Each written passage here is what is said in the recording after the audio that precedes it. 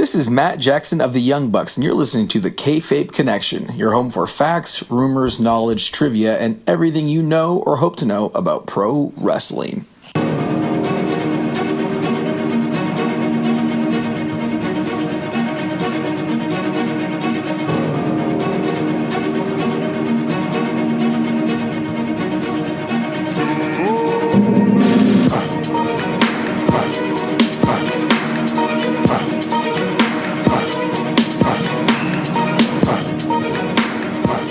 Welcome to the Mankind Cave. Welcome to another episode of Kayfabe Connection. We'll get the plugs out of the way first. At the letter K, F-A-B-E Connection on Twitter. Kayfabe Connection on Facebook. And also search Kayfabe Connection on YouTube. And while you're at it, once you're there, click the subscribe button. And also leave a comment. Feel free to leave a comment. You agree, you disagree. What are your thoughts on this subject? We can get a discussion going. It's not just my voice, it's your voice, it's our voice. All right, so got all that out of the way. Let's get down to the brass tacks here. It is no secret, I am a New Japan fan. And currently, it's almost like we're at a point where you're gonna see folks who, once you make the claim that you watch New Japan, all of a sudden there's someone who will try to supersede your fandom by giving you, I don't know, one of these. Let me know if this sounds familiar. I've been watching New Japan since 1991. Right? So as if that warrants them having more of a stake in criticism for New Japan than you. In the assumption that you don't know what you're talking about. Right off the bat, right? And typically you'll get that as a response from people who maybe they don't even want to hear what you have to say about a certain subject, right? It's like they automatically disqualify you from the conversation. But I'm here to tell you this. I think, my opinion, let me know what you think of it on all the aforementioned social media platforms.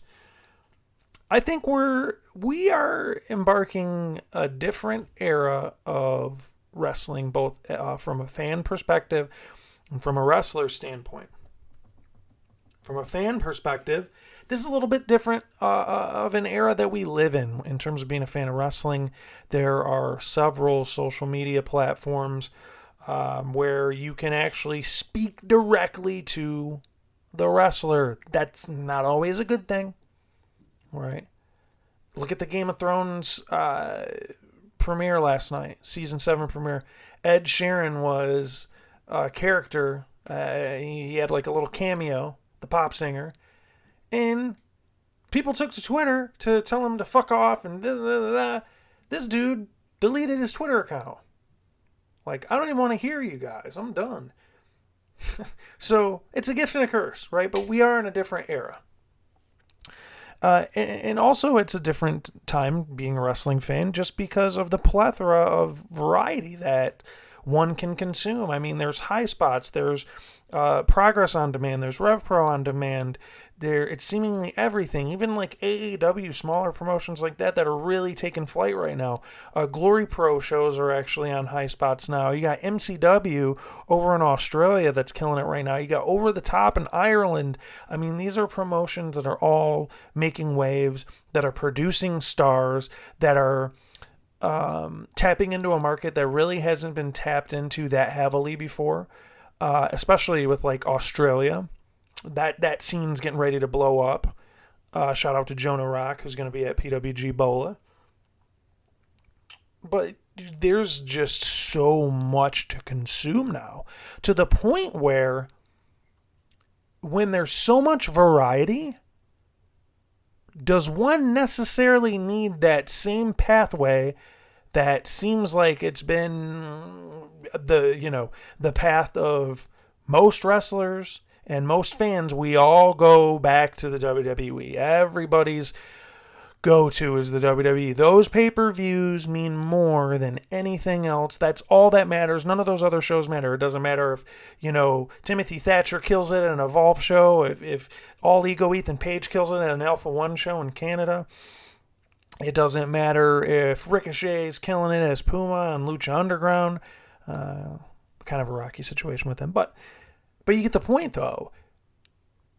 Why does it always fall on WWE? Well, that's easy because they are the most prevalent in terms of content. And they generate the most money. They're the most popular company. They've killed damn near every territory known to man. Bought out companies, ECW, WCW, to name a few. I mean, they monopolized wrestling for an extended period of time. But, again, I'm here to tell you, I think things are going to change. And, most recently, I was grocery shopping, I think, and someone said, oh man, Austin Aries left. He got released. What? All right. Well, good for him. It wasn't like, oh shit, what's he going to do now? Because, that is the plight of an independent wrestler or a wrestler who was in WWE but got fired. Like, oh, fuck. And now, granted, you do make a great income, but there's other avenues. There are other avenues that you can go to earn money, to earn a living in wrestling. And we're seeing it right now with New Japan Pro Wrestling. And I'm just going to flat out, we're at the 6.5 minute mark right now. Boom. 6:30. New Japan Pro Wrestling is the number one wrestling company in the world. To me. Well, how are you evaluating that? WWE makes, more revenue and... they got 3 million people turn into their weekly episodic shows, and they only have tens of thousands of fans that tune into the New Japan world. So, what are you getting at? In terms of a destination that fans want to go to enjoy wrestling, not to watch wrestling, there's a difference. Because if you want to watch wrestling, a lot of people go to WWE because that's what they know. They've been conditioned. They grew up, they've heard about all the wrestlers from yesteryear to today. It's the conditioning that it's the only game in town. It's the only company, and it's the only company that matters. And they perpetuate that rhetoric with promos and whether they're working or shooting. Sorry to use douchey insider terms, but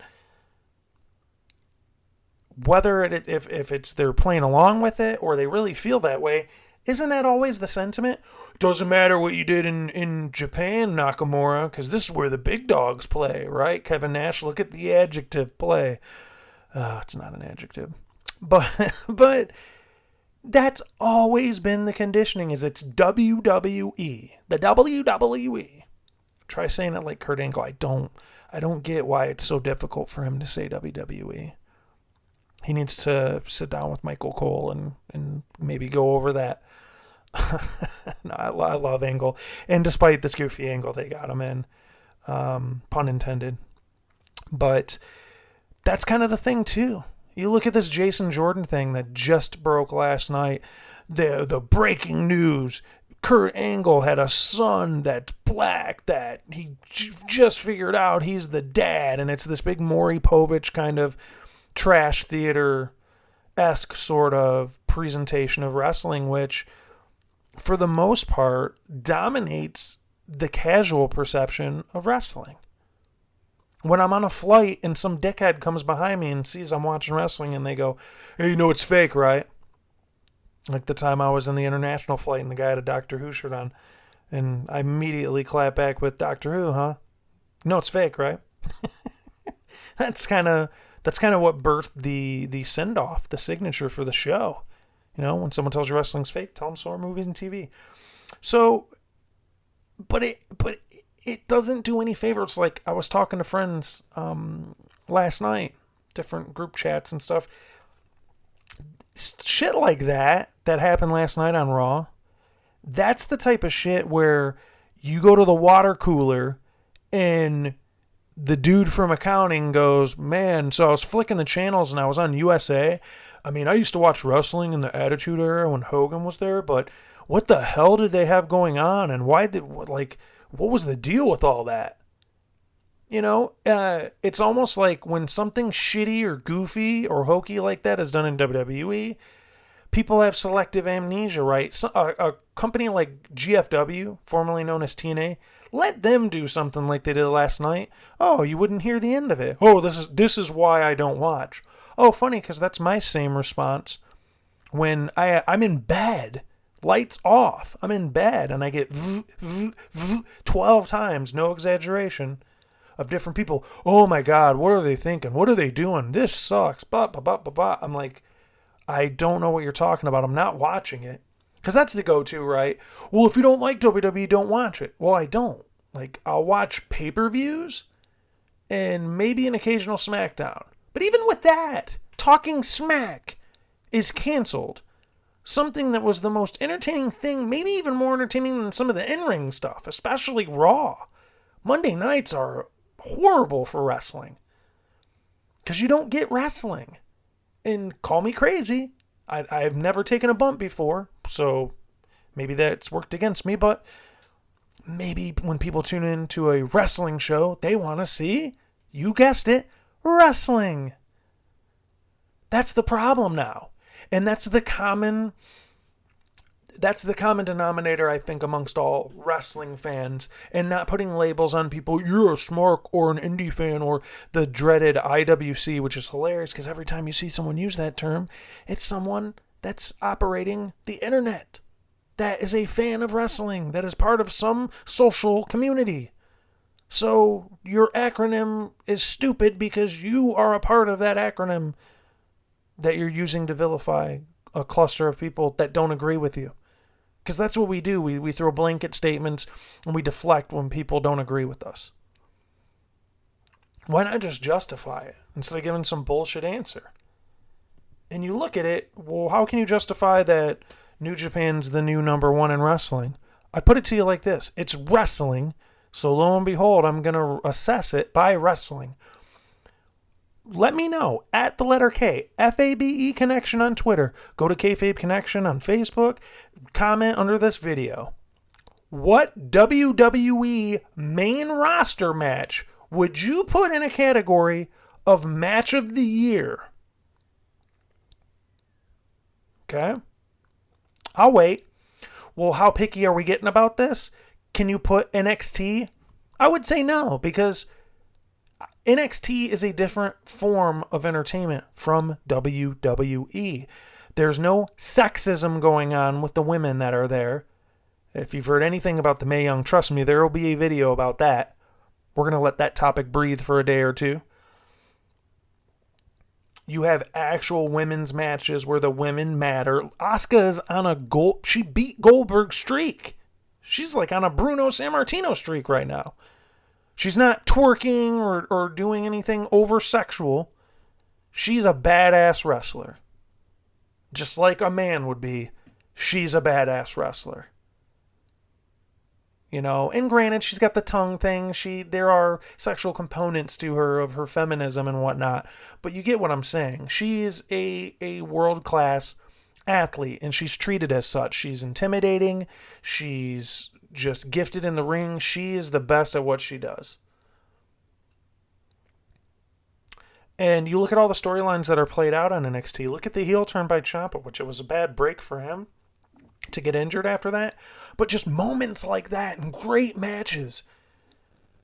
In my opinion, the match of the year contender, and we're going back to, of course, just starting at January 1st, leading up until now, today, July 18th. In the past half of a year, the only match that comes to mind that I could put from WWE, if we're including everything like 205 Live and NXT and just under the entire WWE umbrella, would be Pete Dunne and Tyler Bate for the UK Championship in Chicago. That's it. And even still, like, that's an NXT match. And for a title that, like, what does that title mean? Why is it there? No lineage to it. Granted, it's new, but it's like they didn't even have a plan. They just, let's make a UK title. And we'll defend it at Progress and, like, you know, ICW and stuff like that, but it's almost like an afterthought, like most of their titles, because they're just props. And I get it, it's wrestling, it is kind of like a prop, it's an ornament, but you can use it to your advantage and make wrestlers and make superstars with it. That's kind of the idea. But man, salute to Tyler Bate and Pete Dunne for that incredible match. That was match of the year in terms of a match of the year contender in WWE. That's the one I can come up with. Other than that, I don't have shit. I can't come up with anything. They've been busy putting on 4-minute, 5-minute main events with 4 or 5 moves being executed. And that's going back to what I said. Yesteryear, it was different because, yeah, I mean, if you're from my era and you're talking about 90s, you had ECW for the blood and the boobs and the cuss words and guys that didn't have to look like Gold's Gym meatheads with tights on. There were dudes that looked like your painter or a welder or the butcher guy. You know, like just a common everyday person, but with a different style, but they were still badasses. And you didn't look at them and go, the fact that they look more average deters my ability to enjoy the product. No. Am I gonna outbench Sandman at a gym? Who gives a fuck? He was fun coming into the Metallica theme and hitting himself over the head and making himself bleed and drinking beer. Like, that was entertaining. It was different. You know, and Doink the Clown and shit like that. So there's variety. And I get it. It's ice cream flavors, as I always say. But in terms of wrestling product, New Japan is leaps and bounds above WWE. Like, from a wrestling standpoint, how many classic matches, how many match of the year candidates can you pull out of WWE? We'll tally it up. At the letter K, FABE Connection on Twitter. Let's go. What match of the year candidates do you have for WWE? And then look at New Japan. I mean, hell, look at Okada. Okada Shibata. Okada Suzuki was great. But definitely Okada Shibata's up there for match of the year. Both Okada Omega matches. I mean, those 2 matches are some of the best matches I've seen in my life, let alone of 2017. I mean, Tomohiro Ishii has had great matches. Zack Sabre Jr. and Hiroshi Tanahashi tore it up in the G1 Climax. Michael Elgin and Kenny Omega had a phenomenal match at the G1 Climax in U.S. in Long Beach, right? The G1 in the USA. I leave watching New Japan with the feeling of like, man, that was a great show. Like, man, there were great matches like that. Oh, I wonder what's going to happen here. And it's very basic and simple storytelling and psychology. And, you know, the Bullet Club's doing their thing. Suzuki Gun is doing theirs. And they're not doing anything too over the top to entertain me. It's just easily established who the heels are, who the good guys are. But it's just the wrestling product. The in-ring product. Isn't that what we watch it for? Because I heard that argument today. Oh, well, you know, WWE delivers more than what other companies do. What do they deliver in? They're WWE, the E stands for entertainment. I'm not entertained.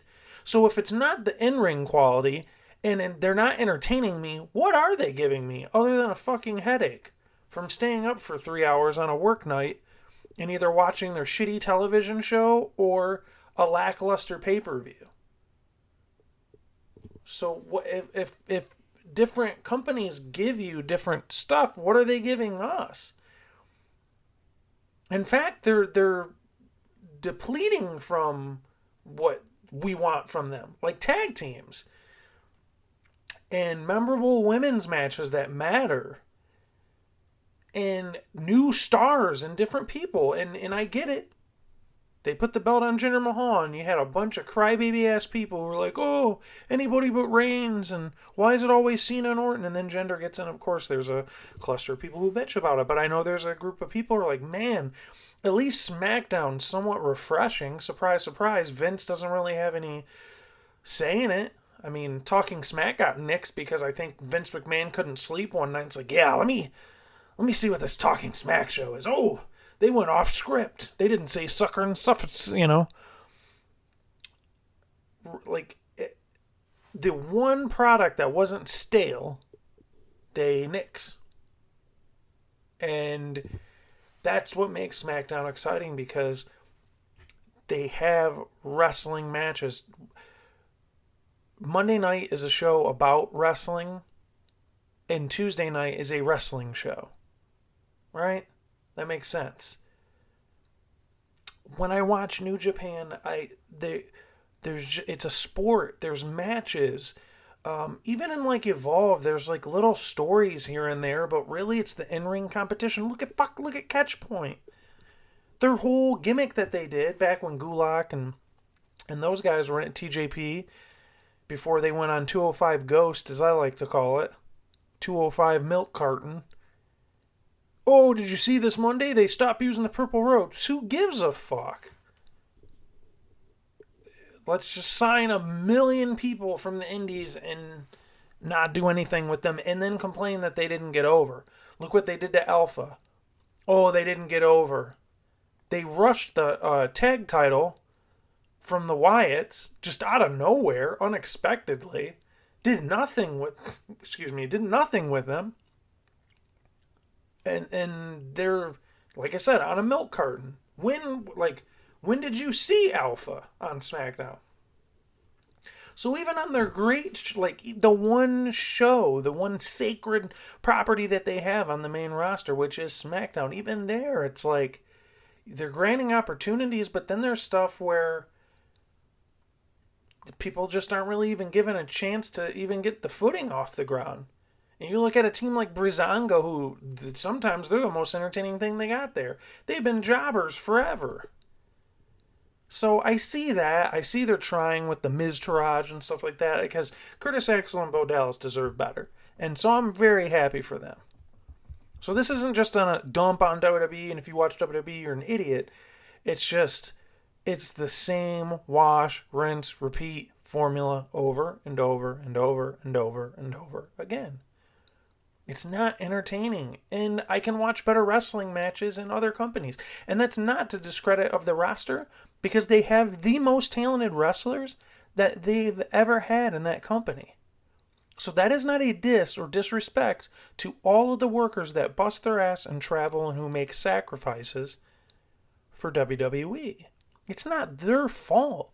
It's not the women's fault they get 5 minutes on Raw. It's not their fault that they're held off TV, or some teams are put on main event, or, you know, you got a promo tonight instead of a wrestling match. Like, that's not their fault. And I get it. You got to work at a different pace when you're in WWE, because you don't, want Rip Rogers tweeting at you about how you're just dive, ellipsis, ...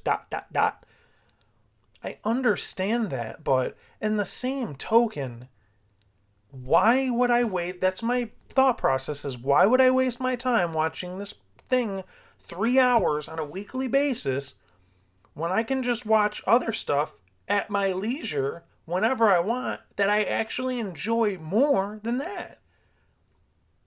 Well, then what's the point of this whole podcast then? Why don't you just like what you like and then not talk about it? Because I'm passionate about wrestling. That's why I talk into a microphone and publish it. Right? But if to have a voice and to try to look at things from a big picture standpoint, things are changing. You see what Cody Rhodes has done since he departed from WWE. He is the Ring of Honor champion, and while that may not hold much weight in some circles, that's a huge accomplishment. And everything that he's done from the moment I flew to freaking DC and took a train down to, went to Philly and went to Baltimore. I mean, I was all over, but I ended up in Joppa, Maryland, in some podunk flea market, which hosted Cody Rhodes in his first match out of WWE, and he wrestled Zack Sabre Jr. And it was awesome. And he wrestled Chris Hero that weekend too in Brooklyn. And from that moment, it was like new life. That's what we're going to see now. The roster is really, really full. They're going to be making cuts soon. Some cuts may actually be surprising to some. Or contracts are going to expire. And look at what the Young Bucks are doing. Their merchandise lines are to the moon. I was in Orlando WrestleMania weekend at Supercard of Honor. I thought I was in the Hardy Boys line. They were like, no, this is the Young Bucks line. The Hardys is over there. The Hardys was smaller than the Young Bucks. This was the night before everybody flipped out at Camping World Stadium in Orlando at WrestleMania. The return of the Hardys. So you see what they're doing. They're making a living. They don't ever have to go to WWE. And that's another thing, too, that drives me fucking nuts, are these hype beast rumors. Anytime someone has a solid match outside of WWE, like Omega, Royal Rumble time, what was the talk? Oh, Kenny Omega might might come out at the Rumble. Man, I really hope he comes out at number 30. I don't want to see him on 205 Live or, wrestling in the third match on Raw that doesn't make Hulu, that gets edited for time. I don't want that.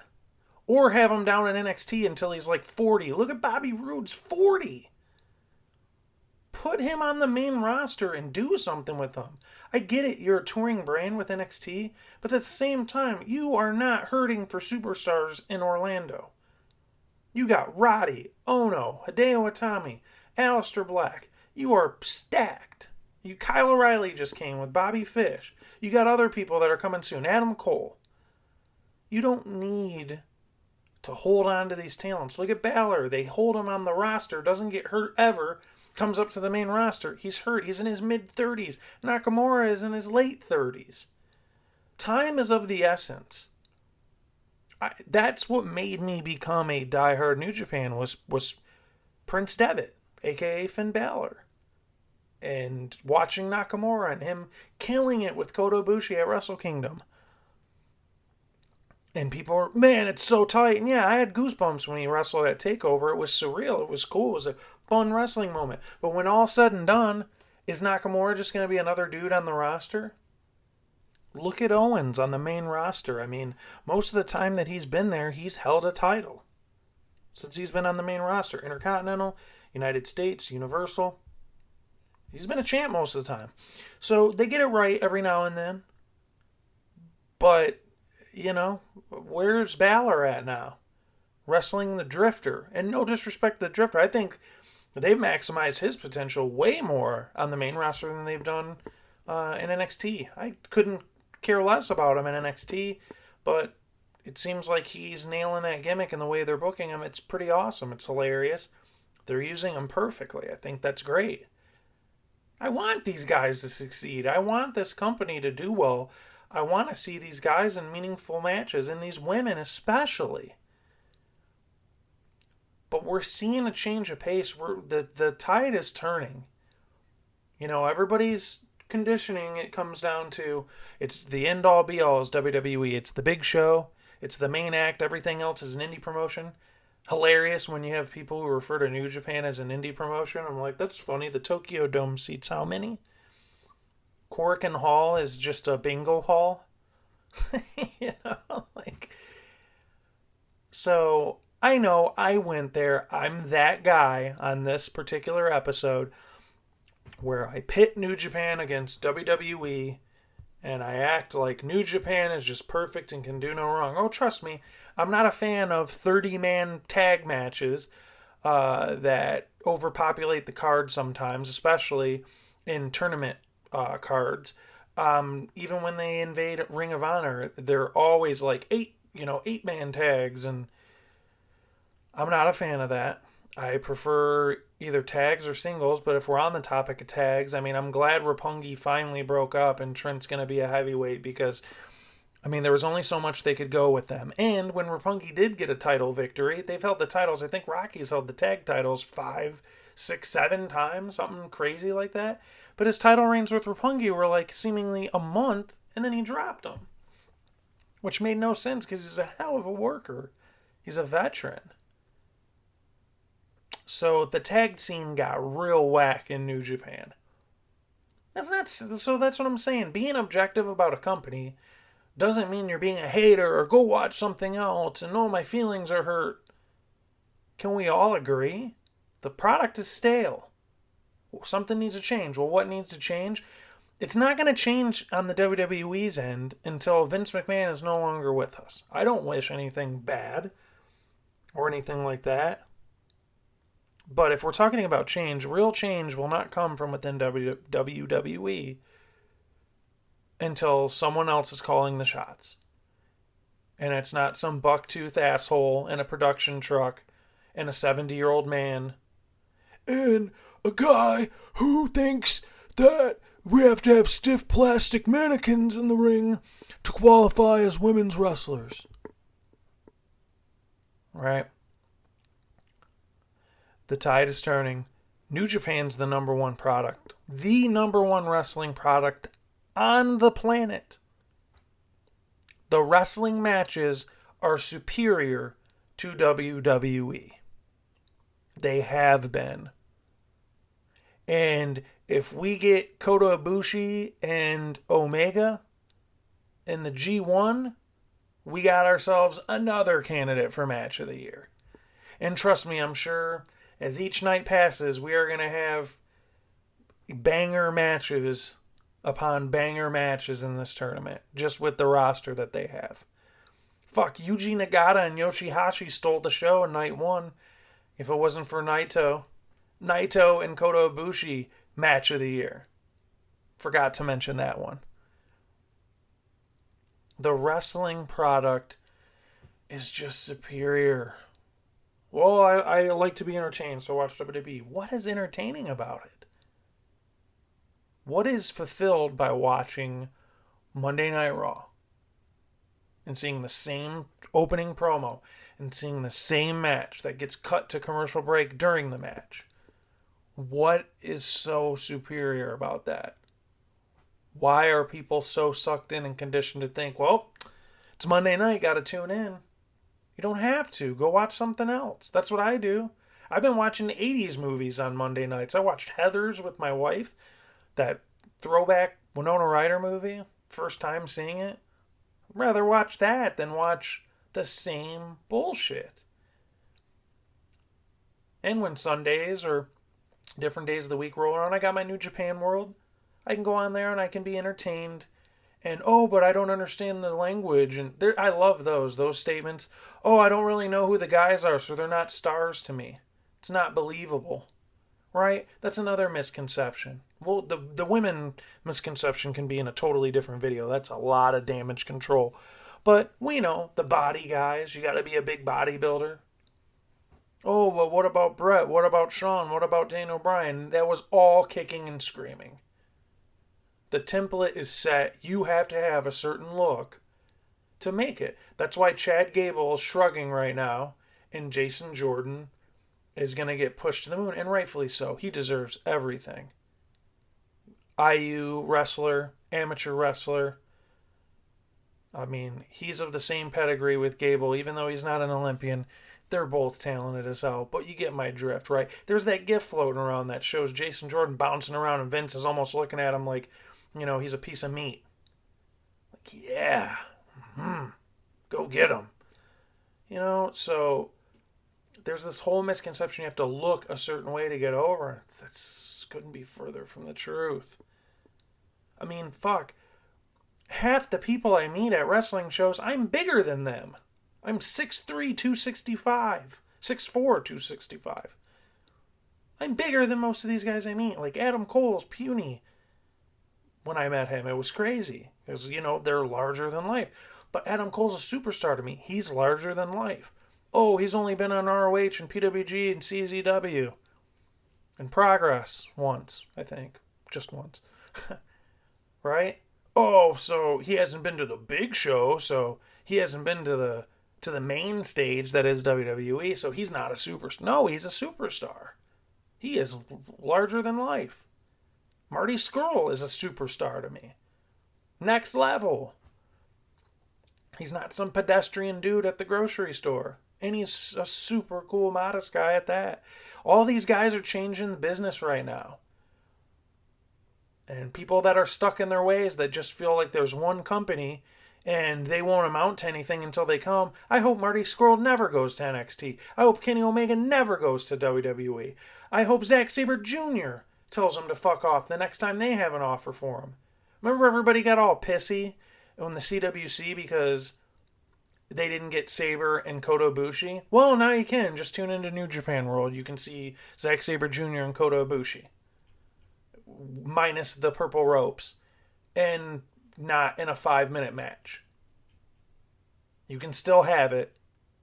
But I don't know what channel the pop station's on. Or El Rey. Right? Like, just get out and just watch stuff.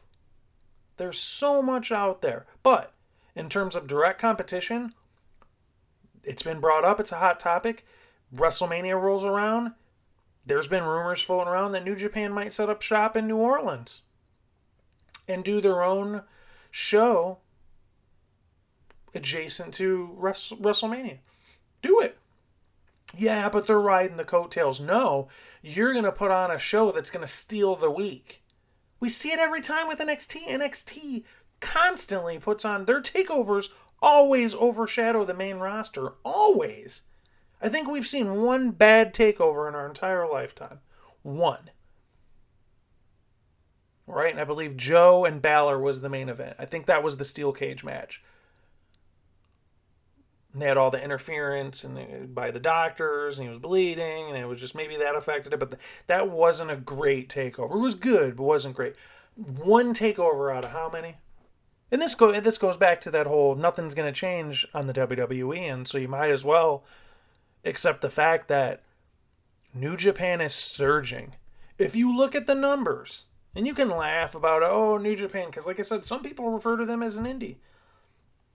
But this is from Simon Cotton at SGC Wrestling, also by way of the Wrestling Observer newsletter. Just giving credit. New Japan, in terms of their success in recent years, considering Wrestle Kingdom, Bullet Club, all their other properties, their current growth rate is up 16% from last year. This is according to the Observer. And so this promotion has been going on since 1972. Right? So 45 years now. This isn't a new thing. They've been laying the groundwork down. But New Japan has had all kinds of familiar wrestlers. Hulk Hogan, the American Dragon, Daniel Bryan, the Nature Boy, Ric Flair, Brock Lesnar. And, I mean, you got Ultimo Dragon, Fujinami, Kenta, Shinsuke. I mean, from Americans to the Japanese. Legends have been there. These are larger-than-life people. This is not Bush League stuff. This isn't small potatoes just because it's out east. And it's not WWE. This is the WWE of Japan.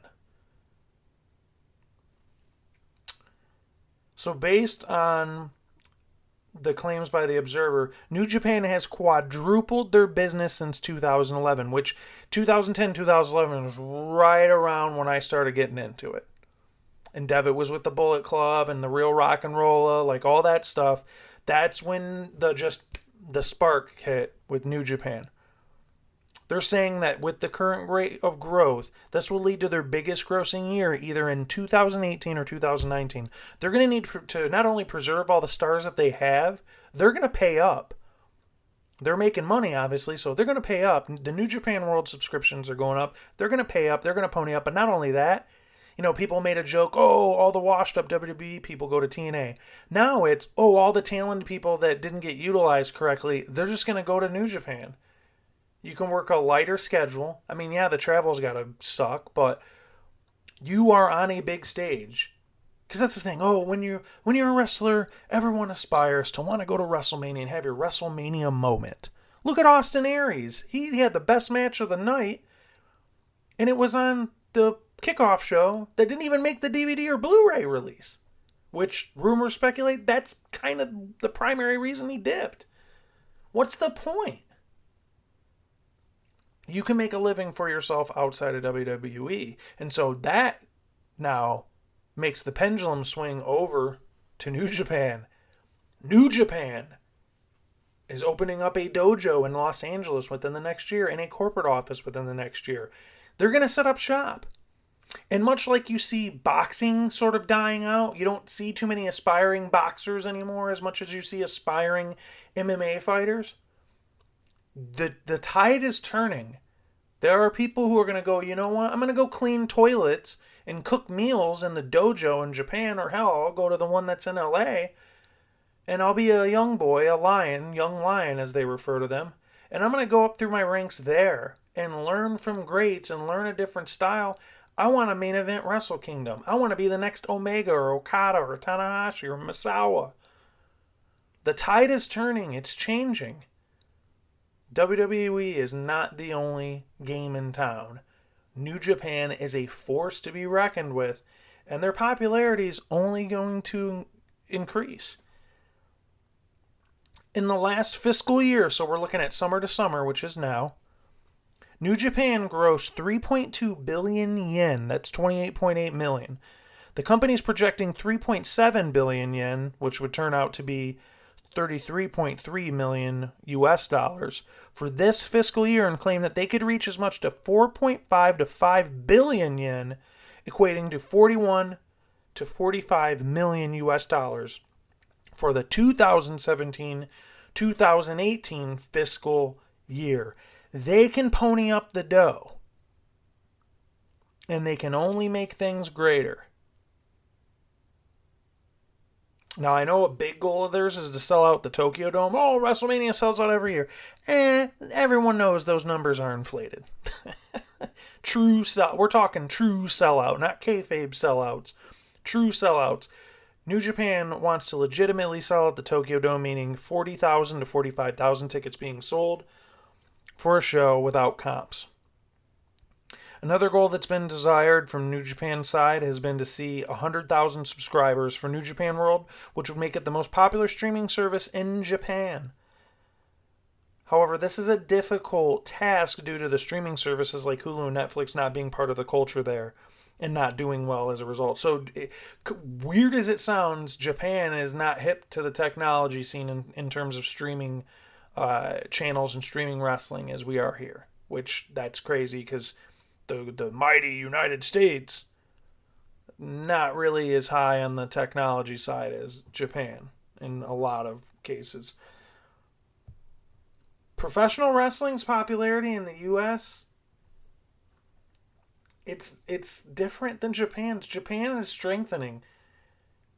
Professional wrestling in the United States, in my opinion, is weakening. Like, the indies are hot here, don't get me wrong, but as I mentioned, look at the British boom with Progress and RevPro and ICW and Over the Top in Ireland, and then you go down under to Australia with MCW, Jonah Rock, killing it, gonna be a part of PWG. I mean, there's all kinds of countries and promotions that are booming outside of America. Why? They're booming because people are tired of the product here. Why else would there be an interest there? And when you see something cool that people support and get behind, and people that you actually want to win sometimes, and things make sense, and there's continuity and logic is involved, decision making, it looks like preparation's involved. Look at Okada and Tanahashi. 3 times out of 4 years at Wrestle Kingdom, they main event. It might have been annoying to some. The 3rd time was annoying to me, but then I saw the match. It was one of the greatest matches I've seen in my life. Pacing, storytelling, letting things play out, showcasing the best workers instead of hiding them. These are all reasons why New Japan is emerging as the #1 wrestling company in the entire world. That's all I have for you for this episode. Love to hear your thoughts. Love to see what you think. I'm sure there's going to be plenty of opinions on this, so we'll just leave it to Twitter at the letter K FABE Connection. Go ahead and comment. Go ahead and like Kayfabe Connection on Facebook. Go ahead and subscribe to Kayfabe Connection if you like this video. Or you're just curious to see what I got next. Like I said, I'm definitely going to talk about the Mae Young Classic. Definitely going to make a G1 Climax recap video. I'm going to wait. I'm going to do them in segments. So after like 2, 3, 4 shows go by, I'll kind of do them in like little clusters like that just to highlight on what were the best matches, what were some misses, what things are emerging, who are the front runners, maybe predicting a Wrestle Kingdom card. So getting into some content like that. You already know, as always, Kayfabe Connection, talking about everything, all promotions, whatever is entertaining, whatever is hitting, whatever is intriguing, it's going to be covered. It's not just one thing, and it's not just slamming WWE either. Taking a look at everything that is enjoyed in pro wrestling. I've been doing that since 2012. So that's it for another episode of Kayfabe Connection. Next time someone tells you wrestling's fake, you know what you tell them? So are movies and TV.